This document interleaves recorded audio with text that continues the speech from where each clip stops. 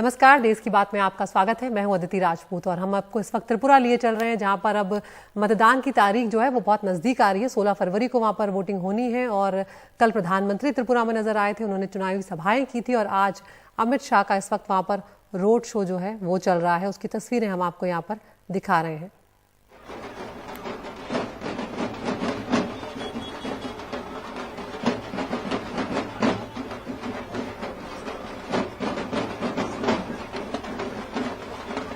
तो अमित शाह यहाँ पर खोवाई जिले के खोवाई और दक्षिण त्रिपुरा जिले के संतीर बाजार में चुनावी रैलियां कर रहे हैं।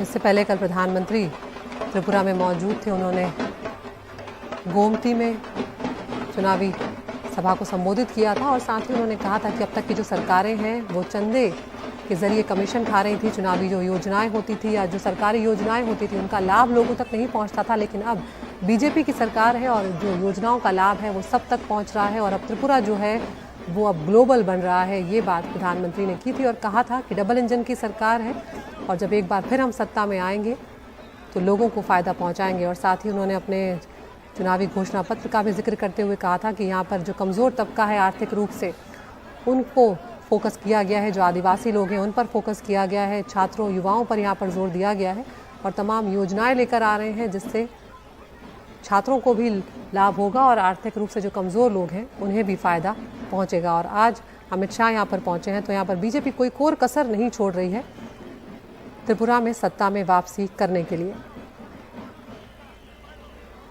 तो मानिक शाह यहाँ पर अब एक तरह से कमान संभाले हुए हैं और इससे पहले हमने देखा था तमाम जो बीजेपी के स्टार प्रचारक हैं वो एक एक करके अब यहाँ पर पहुँचने लगे हैं।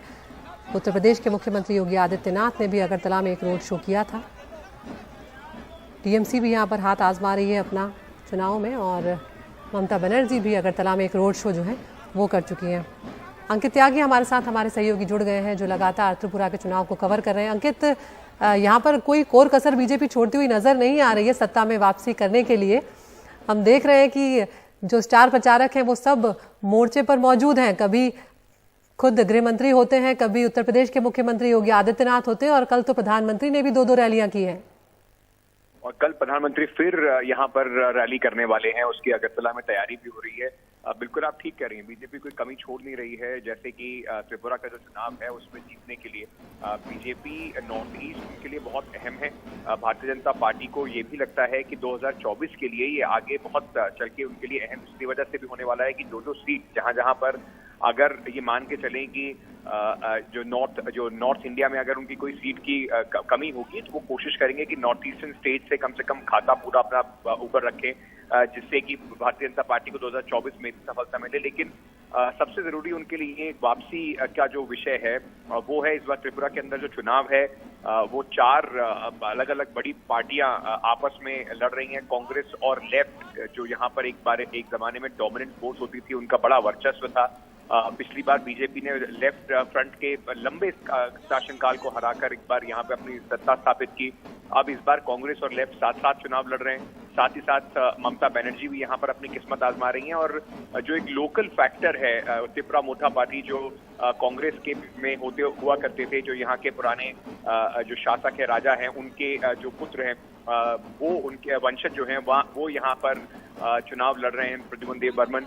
और कुल मिलाकर देखना बड़ा इंटरेस्टिंग इसमें ये भी होगा कि ट्राइबल वोट जो है, जो बड़ा अहम होता है यहाँ पर, वो किस तरफ जाता है। 20 सीटें ट्राइबल वोट्स की होती हैं त्रिपुरा के अंदर, वो किस तरफ झुकाव रखती हैं। क्या उस पर जिस तरीके से बड़ा बीजेपी ने एग्रेसिवली ट्राइबल वोट के बारे में बातचीत भी की है, क्या वहां पर वो अपनी पैठ जमा पाते हैं, वो बहुत जरूरी होगा। लेकिन ये 2023 का जो चुनावी कैलेंडर है, 9 राज्यों का चुनाव है, वो त्रिपुरा से उसकी शुरुआत हो रही है और इसी वजह से भारतीय जनता पार्टी इसमें अपनी पूरी ताकत झोंकती नजर आ रही है। अमित शाह ने आज 2 रैली की, गृह मंत्री ने, और उसके साथ साथ अब एक बड़ा रोड शो भी करने वाले हैं। वहीं लेफ्ट और कांग्रेस छोटे छोटे नुक्कड़ सभा करके अपने लिए वोट मांगने की कोशिश कर रहे हैं। तो कुल मिलाकर अगर देखा जाए तो एक बहुत दिलचस्प चुनाव त्रिपुरा का होगा और उसका असर न सिर्फ त्रिपुरा पर बल्कि उसके राष्ट्रीय संकेत भी जरूर देखने को मिलेंगे। बिल्कुल अंकित, यहाँ पर त्रिपुरा के लोगों के मुद्दे इस वक्त क्या हैं? क्योंकि अक्सर हम देखते हैं कि पूर्वोत्तर के राज्य जो हैं जो वो कई योजनाओं से वंचित भी रह जाते हैं। और यहाँ पर जिस तरह से आपने भी जिक्र किया, जो शाही परिवार है जिनका हम जिक्र कर रहे थे कि जो माणिक्यदेव वर्मा है जिनकी पार्टी है टिपरा मोथा, वो क्या किंग मेकर की भूमिका में नजर आ सकती है, क्योंकि वो भी इस बार दमखम से चुनाव लड़ रहे हैं? पूरी ताकत लगा के चुनाव तो जरूर लड़ा जा रहा है। 40 से ऊपर सीटों पर चुनाव लड़ रहे हैं और खास तौर से जो ट्राइबल सेंट्रिक सीटें हैं वहां पर उम्मीद जरूर कर रहे होंगे कि उनको बड़ी सफलता वहां पर मिलेगी। लेकिन यहाँ पर जो कम से कम राजनीतिक या जो पॉलिटिकल एनालिस्ट हैं, जो जर्नलिस्ट हैं, जो लोकल लोग हैं, वो ये बात कर रहे हैं कि उनको उम्मीद है कि 10 से 15 सीट अगर उनकी आती हैं तो इस बार शायद वो तय करेंगे कि सरकार किसकी बनेगी। तो खुद वो किंग बने न बने पर किंग मेकर जरूर बनने की उनकी स्थिति नजर आ रही है। दूसरा, उसके अलावा आपने पूछा कि क्या क्या मुद्दे हैं यहाँ पर त्रिपुरा के अंदर। जैसा आपने बताया कि नॉर्थ ईस्ट में कई सारी योजनाओं से वंचित रह जाते हैं, पर बीजेपी ने कोशिश की है और इसी का उसको फायदा भी हुआ है कि लुक ईस्ट की जो उनकी पॉलिसी थी, नॉर्थ ईस्ट में काम काफी हुआ है। एक बड़े चेहरे के तौर पर हेमंत बिस्वा शर्मा जो असम के मुख्यमंत्री हैं, उनको पूरा यहाँ का रणनीतिकार बना के पूरे नॉर्थ ईस्ट के जो स्टेट है वहां पर उनको भेजा गया है। वो अलग अलग राज्यों में जा जाकर बीजेपी की स्थिति के लिए या स्थिति बनाने की कोशिश कर रहे हैं। वहीं मुद्दों की अगर बात करें तो जमीन पर अनएम्प्लॉयमेंट, ऐसा नहीं है कि सरकार के खिलाफ लोगों की शिकायतें नहीं है या मुद्दे नहीं है। अनएम्प्लॉयमेंट जो है वो एक बड़ा मुद्दा है। सीएमआई का अगर डेटा आप देखें 2023 का भी, तो उसमें भी 16% की अनएम्प्लॉयमेंट है। साथ ही साथ त्रिपुरा लैंड करके जो एक अलग राज्य की मांग हो रही है वो एक बड़ा मुद्दा है। उसके अलावा अगर हम बात करें तो जो जो टी वर्कर्स हैं उनके विस्थापन का एक बड़ा मुद्दा है। तो कुल मिलाकर जमीन पर मुद्दे काफी हैं, लेकिन क्या ऑपोजिशन इतनी संगठित है, लोगों तक ये मुद्दे ढंग से पहुंचा पाएगी, ये एक बड़ा चैलेंज देखने को होगा। बहुत बहुत शुक्रिया अंकित इस तमाम जानकारी के लिए। तो अमित शाह अगरतला में रोड शो कर रहे हैं और देखते हैं कि क्या बीजेपी को सत्ता में वापसी करने का मौका देती है त्रिपुरा की जनता या फिर सरकार यहां पर बदलेगी।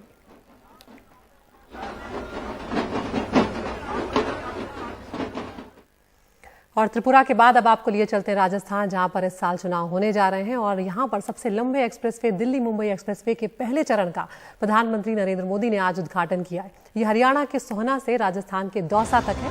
247 किलोमीटर का ये एक्सप्रेस वे है और इसके तैयार होने से अब दिल्ली से जयपुर की जो दूरी है वो 5 घंटों की जगह अब 3.5 घंटों में तय की जा सकेगी। दिल्ली मुंबई एक्सप्रेसवे का पहला चरण ये है और इसके पूरी तरह तैयार होने के बाद दिल्ली से मुंबई तक की जो दूरी है वो माना जा रहा है 12 घंटों में अब पूरी की जा सकेगी। इसकी लंबाई जो है 1386 किलोमीटर की है और देश का सबसे लंबा एक्सप्रेसवे ये होने जा रहा है जो 6 राज्यों से गुजरेगा, दिल्ली, हरियाणा, राजस्थान, मध्य प्रदेश, गुजरात और महाराष्ट्र। सरकार का ये भी कहना है कि इससे देश के कई इलाकों में आर्थिक विकास को बढ़ावा मिलेगा। आपको सुनवाते हैं यहाँ पर प्रधानमंत्री ने आज क्या कुछ कहा है। सड़क, रेल पटरी, एयरपोर्ट, पुल, पोर्ट, जब ये सब बनते हैं तो इससे सैकड़ों उद्योगों को बल मिलता है। इससे जुड़े उद्योगों में नौकरियां निकलती हैं, दुकानों में नौकरियां बढ़ती हैं, इंफ्रास्ट्रक्चर बनाने में इंजीनियर लगते हैं, श्रमिक लगते हैं, यानी अपने अपने कौशल के हिसाब से युवाओं को ढेर सारे रोजगार के अवसर उपलब्ध हो जाते हैं। नरेंद्र मोदी ने दौसा में ही बीजेपी की रैली को संबोधित किया। प्रधानमंत्री कांग्रेस पर जमकर बरसे। उन्होंने कहा कि अगर डबल इंजन की सरकार होती तो विकास में राजस्थान में तेजी दिखाई देती। उन्होंने रोजगार को लेकर सरकार के काम भी गिनवाए। दौसा की इस धरती से मैं मेहंदीपुर बालाजी मंदिर में विराजमान, रेल पटरी, एयरपोर्ट, पुल, पोर्ट, जब ये सब बनते हैं तो इससे सैकड़ों उद्योगों को बल मिलता है। इससे जुड़े उद्योगों में नौकरियां निकलती हैं, दुकानों में नौकरियां बढ़ती हैं, इंफ्रास्ट्रक्चर बनाने में इंजीनियर लगते हैं, श्रमिक लगते हैं, यानी अपने अपने कौशल के हिसाब से युवाओं को ढेर सारे रोजगार के अवसर उपलब्ध हो जाते हैं। तो ये राजस्थान में प्रधानमंत्री का हाल ही का दूसरा दौरा है। अभी हाल ही में 28 जनवरी को वो भीलवाड़ा भी गए थे। तो चुनाव आ रहे हैं, इसलिए बीजेपी यहां पर भी अब जोर आजमाइश करती हुई नजर आ रही है। किस तरह के समीकरण यहां पर है, इस बारे में ज्यादा जानकारी दे रही है हमारी सहयोगी हर्षा कुमारी सिंह। पूर्वी राजस्थान में प्रधानमंत्री नरेंद्र मोदी ने आकर एक तरह से भाजपा का चुनावी बुगल बजा दिया है। सीधा उनका निशाने पे थे कांग्रेस की सरकार। उन्होंने कांग्रेस की सरकार को आड़े हाथों लेते हुए कहा कि विकास नहीं हुआ है और उन्होंने राजस्थान के इस इलाके के लोगों को कहा कि आपको डबल इंजन की सरकार चाहिए। यानी कि जो भाजपा चाहती थी प्रधानमंत्री से, उन्होंने एक सीधा साधा इलेक्शन पिच किया है, क्योंकि यहां राजस्थान में चुनाव 2023 के अंत में होने हैं। दो तीन महत्वपूर्ण बातें हैं पूर्वी राजस्थान को लेकर। पूर्वी राजस्थान में पिछली बार भाजपा का प्रदर्शन अच्छा नहीं रहा था। ये गुर्जर मीणा बेल्ट है और यहाँ पर जातिगत समीकरण जो है बहुत प्रभावी रहते हैं और चुनाव में निर्णायक रहते हैं। पिछली बार 9 गुर्जरों को टिकट दिया था बीजेपी ने, एक भी जीत के नहीं आई है। और मीणा जो जिनके पिछली बार इनके जितने एमएलएस थे उनमें भी काफी कमी आई है। यानी कि जो गुर्जर और मीणा वोट था वो पिछली बार कांग्रेस की तरफ झुका था। अब भाजपा चाहती है कि यहाँ पर कुछ सुधार हो। प्रधानमंत्री की सभा में उन्होंने काफ़ी चीज़ें कही। जो यहाँ के लोकल देवी देवता हैं उनको उनका आह्वान किया। दूसरी ओर यहाँ पर जो लोग काफ़ी बड़ी मात्रा में आर्मी में फौज में भर्ती होते हैं उनकी सराहना की और साथ ही जो विकास कार्य है उनकी बात करी। जो राजस्थान का ईस्टर्न कनाल प्रोजेक्ट की मांग है उसको उन्होंने सीधे सीधे तौर पर स्वीकार नहीं किया, लेकिन रिवर्स को इंटरलिंक करके नदियों को जोड़कर यहाँ पर पानी पहुंचाने की बात उन्होंने कही, जो एक समय से बहुत बड़ी मांग रही है इस क्षेत्र के। तो अब साफ है कि यहाँ पर जो एक्सप्रेसवे का जो इनॉग्रेशन हुआ है, जो उद्घाटन हुआ है, हम कह सकते हैं कि रोड टू 2024 तो है ही, लेकिन सीधे तौर पे इसका पहला स्टॉप होगा राजस्थान असेंबली इलेक्शंस 2023। दौसा से हर्षा कुमारी सिंह, एनडीटीवी इंडिया। आगे बढ़ते हैं। जमीयत उलेमा हिंद के अधिवेशन में मुस्लिम धर्मगुरु मौलाना अरशद मदनी के एक बयान पर विवाद हो गया। दिल्ली के रामलीला मैदान में जमीयत का ये 34वां अधिवेशन था, जिसमें मौलाना मदनी ने अपने बयान में कहा कि अल्लाह और ओम एक है, जिस पर जैन गुरु लोकेश मुनि ने आपत्ति जताई कि ऐसे बयान का इस मंच पर क्या मतलब है। और लोकेश मुनि के साथ कई धर्मगुरुओं ने मंच छोड़ दिया और वहां से बाहर हो गए। ये उसी वक्त की तस्वीरें आप देख रहे हैं जब लोकेश मुनि के साथ कुछ और धर्मगुरु मंच छोड़कर चले गए। तो आपको सुनवाते हैं यहाँ पर अरशद मदनी का बयान और लोकेश मुनि ने उसके बाद क्या कुछ कहा। बहुत कम लोग ये बताते हैं कि मनु कुछ नहीं था दुनिया में, वो ओम को पूजते थे। मैंने कहा ओम कौन है? बहुत से लोगों ने कहा कि वो एक हवा है जिनका कोई रूप नहीं है, कोई रंग नहीं है, वो दुनिया में हर जगह है, हवा हर जगह है। उन्होंने आसमान बनाया, उन्होंने जमीन। मैंने कहा कि अरे बाबा, इन्हीं को तो हम अल्लाह कहते हैं, इन्हीं को तो तुम ईश्वर कहते हो, इसी को तो हम अल्लाह कहते हैं। इसका मतलब ये है कि मनु एक अल्लाह, मनु यानी आदम, एक ओम यानी एक अल्लाह को पूजते थे। ये हमारे मुल्क की तारीख है। हमारे परमात्म निकेतन के स्वामी चिदानंद जी ने प्यार मोहब्बत की बातें की। मैं जैन आचार्य लोकेश मुनि प्यार मोहब्बत की बातें की। हमारे गोस्वामी तुलसी जी महाराज ने प्यार मोहब्बत की बातें की। परमजीत सिंह चंदोक जी ने प्यार मोहब्बत की। अच्छा माहौल चल रहा था और उसके साथ जो सहारनपुर से आए हुए मदनी साहब का जो वक्तव्य आया, वो बिल्कुल उस वक्तव्य से कोई जोड़ने वाली बात नहीं है। और उन्होंने अपनी एक कहानी पूरी की पूरी है। हम जो भारतीय सर्वधर्म संसद के लोग, और हमने सर्वसम्मति से, मैं अकेला नहीं, हम इसका विरोध करते हैं, मुखाबलत करते हैं।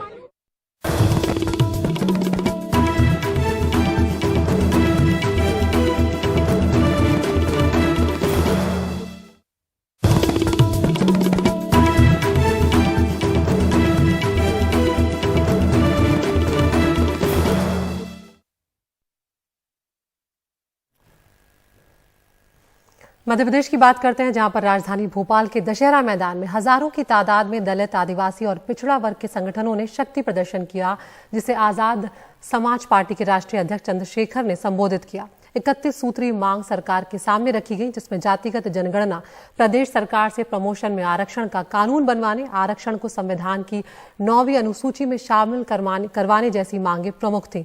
चुनाव तक ऐसी कम से कम 5 यात्राओं का ऐलान हुआ है। भोपाल में चंद्रशेखर ने साफ कहा कि हम दलित, पिछड़े, आदिवासी भी विधानसभा चुनाव लड़ेंगे। आगे का कदम सत्ता के लिए होगा, संविधान का राज चलेगा और सारा बहुजन साथ चलेगा। उनसे बातचीत की हमारे सहयोगी अनुराग द्वारी ने।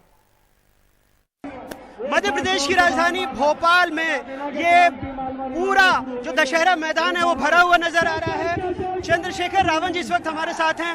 चंद्रशेखर जी, बहुत स्वागत है आपका। भोपाल में विशाल जनसमुदाय उमड़ा है यहाँ पर दशहरा मैदान में, मांगे क्या आप लोगों की? मांगे के लिए 31 सूत्रीय ज्ञापन है जो तैयार किया गया है। बेसिक हमें आजादी के बाद अब तक हम लोगों पे भरोसा करते करते थक चुके हैं, भरोसा करते ठगे जाते हैं। अब हमारे लोग अपने पैरों पे खड़ा होना चाहते हैं। जब तक उनके पास किराए के घर थे तब तक उन्होंने वो वहां रह के काम कर रहे थे, लेकिन उन जो बुनियादी अधिकार है वो भी नहीं मिले। अवसर तो क्या मिलेंगे। अब हमने तय किया है कि हम मध्य प्रदेश में रहने वाले अति पिछड़ी जातियों के लोग, पिछड़ी जातियों के लोग, अनुसूचित जाति के लोग, जनजाति के लोग और अल्पसंख्यक वर्ग के लोग जो हैं अपनी लड़ाई को मिलकर लड़ेंगे। अब हम किसी के भरोसे नहीं रहेंगे। तो क्या सीधे तौर पे चुनाव में भी लड़ेंगे इस बार? सब कुछ करेंगे जिस जरिए हम अपने इन वर्गों के अधिकारों को सुरक्षित रख सके और कानून बना के इन वर्गों को अवसर दे सके। कोई हमें 27% आरक्षण देता है, कोई हमें 15% आरक्षण देता है, कोई हमें 12% आरक्षण देता है। हम यहाँ मांगने वाले लोग तो नहीं है। ये लोकतंत्र है, जिसका वोट होगा उसका राज होगा। हम अपने वोट को तैयार करेंगे और उसके जरिए हम अपने लोगों को यहाँ राज करने के लिए वो करेंगे। अब रानी का बेटा राजा नहीं बनेगा। इस मंच पे जो लोग बैठे हैं, जो पिछले 10-10 साल से यहाँ धूल भाग रहे हैं, सारी सरकारों का सामना कर रहे हैं, अन्याय झेल रहे हैं, लाठियां खा रहे हैं, जेल जा रहे हैं, उन सब लोगों को मेरी जिम्मेदारी है कि उन सब लोगों को प्लेटफार्म के जरिए आगे बढ़ाया जाए और जो लोग सड़क पर लड़ रहे हैं वो सदन में जाके इन वर्गों के हितों की लड़ाई लड़े। तब जाके मुझे लगता है कि हमारी कुछ मांगे पूरी हो पाएंगी। मध्य प्रदेश में ज्यादा तो दो दल हैं, कांग्रेस या बीजेपी। आपकी लड़ाई दोनों से है या आप किसी एक के साथ लड़ेंगे? किसी से लड़ाई नहीं। हम तो अपने समाज को तैयार कर रहे हैं, बहुजन समाज को। हम उनसे लड़के क्या करेंगे? उनके पास वो हमें अधिकार देना नहीं चाहते। आज बीजेपी की सरकार है, हमने कांग्रेस के लोगों को भी आजमाया। यहाँ के लोगों ने कांग्रेस को वोट देकर सरकार बनाई, उन पे अपनी सरकार ही नहीं बची। हम इन सरकारों से, इनकी नीतियों से जो अवसर हमें मिले, जिस तरह से इनको छीन रहे हैं, हम इनके साथ नहीं रहना चाहते। यात्रा भी निकाल रहे हैं आप लोग मध्य प्रदेश में? अभी तो शुरू हुई है। एक और यात्रा जातिगत जनगणना करा के रहेंगे यहाँ। और अभी आएगा बजट। मुख्यमंत्री झूठे घोषणा करेंगे, पहले भी की थी। नहीं, घोषणा नहीं सुननी है। लगातार दलितों और आदिवासियों पर हमले भी हुए हैं मध्य प्रदेश में। नहीं सहेंगे हमला। दलित, आदिवासी, पिछड़े अल्पसंख्यक हमला नहीं सहेंगे। हमला करने वाले को जवाब देंगे मुंह तोड़। हम यहाँ गुलाम नहीं है अपने देश में। जिस तरह मध्य प्रदेश में हम लोग अन्याय सह रहे हैं, ये खत्म होगा। अब हम लोग अपने भरोसे लड़ेंगे। कुछ लोग कह रहे हैं कि परोक्ष तरीके से बीजेपी को फायदा होगा अगर आप चुनावी में। कोई कुछ भी कहे, आज हमारे आदिवासियों पे, दलितों पे अन्याय होता है। कौन नेता आके हमारी लड़ाई लड़ता है? जब हमारे खिलाफ यहाँ सार्वजनिक सभाएं होती हैं, हमारे गुर्जर समाज को जातिगत गालियां दी जाती है, पिछड़े वर्ग को अपमानित किया जाता है, दलितों के उनके अधिकारों को जो है उनके खिलाफ जो है नारे लगते हैं, तब कौन सा नेता खड़ा हुआ है? तीसरे मोर्चे की तरफ इशारा है आपका मध्य प्रदेश? हमारा अपना मोर्चा है। वो मोर्चा जो 85% बहुजन समाज का मोर्चा है, वो मोर्चा एक नया अध्याय लिखेगा। किन दलों को साथ में ले सकते हैं आप यहाँ? दल नहीं, ये बहुजन समाज का बल है। हम संगठित होकर लड़ेंगे। और अभी तो जितने भी संगठन यहाँ काम कर रहे हैं सामाजिक रूप से, उनको बस हमें ये समझाना है। कोई तो साझा सिंबल होगा, कुछ तो होगा। जो लड़ाई सड़क पे लड़ रहे हो, सदन में आके लड़ो। उनको भेजने के प्लेटफॉर्म हम लोग तैयार करेंगे। हम मिल बैठ के बात करेंगे। आज तो हम अपनी एकता दलित, पिछड़े, आदिवासी तरफ दिखाने को आए। कांग्रेस बीजेपी से समान दूरी नहीं, हम किसी के साथ नहीं जाएंगे। हम अपना आंदोलन अपने पैरों मजबूत करेंगे और इतना मजबूत करेंगे जिसके जरिए कमजोर शोषित वर्ग के बेटे, जो गरीब के बेटे आगे बढ़े। तो सारी सीटों पर लड़ेंगे 230? ये पार्टी और वो जो पूरा गठबंधन हमारा बनेगा वो बैठ के तय करेगा। मेरा काम है, मैं इनके लिए गली गली जाके लोगों से जन समर्थन और विश्वास हासिल करूंगा कि इनको मौका दें। तो बहुजन समाज के लोग क्या माने, 230 सीटों पर आपकी नुमाइंदगी रहेगी? बहुजन समाज के लोग जब तक अपना घर नहीं था तब तक वो किराए के मकानों में रहते थे। उनका अपना घर है, अपना प्लेटफार्म है। ना कोई टिकट बिकेगा, ना कुछ। काम करने वाले को मौका मिलेगा और जो समाज के लड़ रहा है उसके लिए साथ खड़ा रहेगा समाज। बहुजन समाज पार्टी पहले से यहाँ पर स्ट्रांग थी। अब मायावती जी के 2 विधायक भी थे, लेकिन आप क्या उनके साथ जाएंगे? जो अपने विधायक नहीं बचा पा रहे वो समाज को क्या बचाएंगे? मैं सिर्फ ये कह रहा हूँ कि समाज को फैसला लेना है, जो उनके लिए लड़ रहा हो समाज उसका साथ दे। बहुत बहुत शुक्रिया। तो चंद्रशेखर रावण का साफ कहना था कि जब तक किराए के घरों में वो पहले रहते थे लेकिन अब अपना मकान मिल गया, यानी साफ तौर पर इशारा है कि तीसरे मोर्चे के तौर पर मध्य प्रदेश के चुनाव में ताल ठोक सकते हैं। भोपाल से अनुराग द्वारी, एनडीटीवी इंडिया।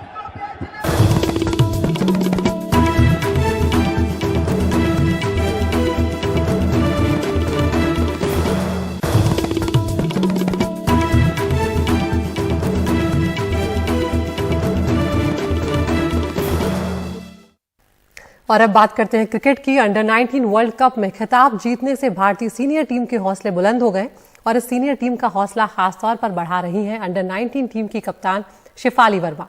भारत पाकिस्तान के मैच से वर्ल्ड कप अभियान की शुरुआत से पहले केप टाउन से एनडीटीवी से खास बात करते हुए शेफाली ने पहली बार सचिन तेंदुलकर के टिप्स से लेकर कामयाबी के नुस्खे भी बताए और सीनियर टीम की जीत का भरोसा भी जताया। उनसे बातचीत की हमारे स्पोर्ट्स एडिटर विमल मोहन ने।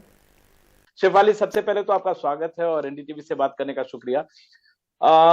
उससे शुरुआत करते हैं जहां पे जब आप जीत के आई और इंडिया इंडिया आप चिल्ला रहे थे, वो एक तो बहुत गौरव वाला मोमेंट था और आपने लिखा था कि आप और आपकी पूरी फैमिली सचिन को आइडलाइज करती है। सचिन आपसे टूर्नामेंट के ठीक बाद जब चैंपियन आप लोग अहमदाबाद मिले, आपके लिए सबसे बड़ा कॉम्प्लीमेंट था उनका मिलना और उन्होंने जो कुछ कहा? ऑफ कोर्स सर, जब हम जीते अंडर 19 वर्ल्ड कप, बहुत अच्छी फीलिंग थी बिकॉज हम अपने नेशन के लिए खेलते हैं और अपने नेशन को प्राउड करना बहुत बड़ी बात है हमारे लिए। और जैसे कि आपने बोला, जब हम इंडिया गए, सचिन सर से बात हुई। ऑफ कोर्स हमारी पूरी फैमिली के वो आइडल हैं। जब भी हमने क्रिकेट, मेरे पापा ने क्रिकेट दिखाना जब भी स्टार्ट किया था तो सबसे पहले वीडियो सचिन सर का ही दिखाया।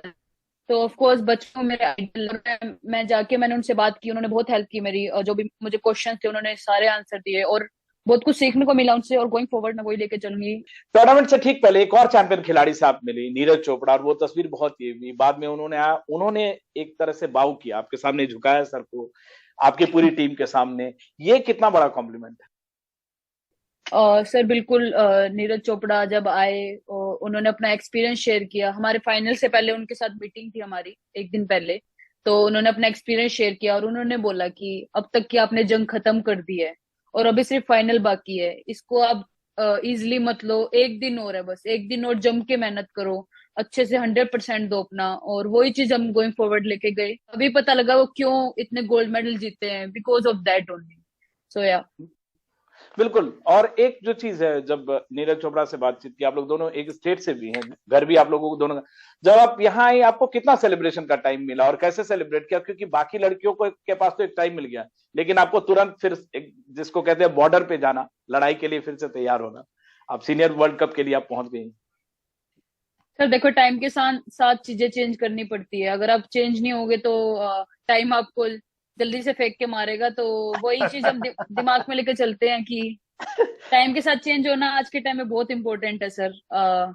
वही चीज आज तक सीखी है मैंने, टाइम के साथ चेंज होना बहुत इंपॉर्टेंट है, वरना बहुत मुश्किलें खड़ी हो जाती हैं। तो उस हिसाब से हम टाइम के साथ चेंज हो चुके हैं और अभी हमारा वर्ल्ड कप है तो उस पर हमारा फुल फोकस है, 100% देने की सोच रहे हैं हर मैच में। सो या सर, मैं अपने लिए एक लेसन की तरह से ले रहा हूँ। आप मेरे लगभग 1/3 उम्र की हैं और टाइम के साथ हमें भी चेंज करना पड़ रहा है। एक और जो बात है, जो सीनियर टीम में जब आप रहती हैं तो मैंने देखा आपके जमाइमा के साथ, और ये गाना गाना, डांस करना, ये एक तरह की बॉन्डिंग आपको देता है टीम में।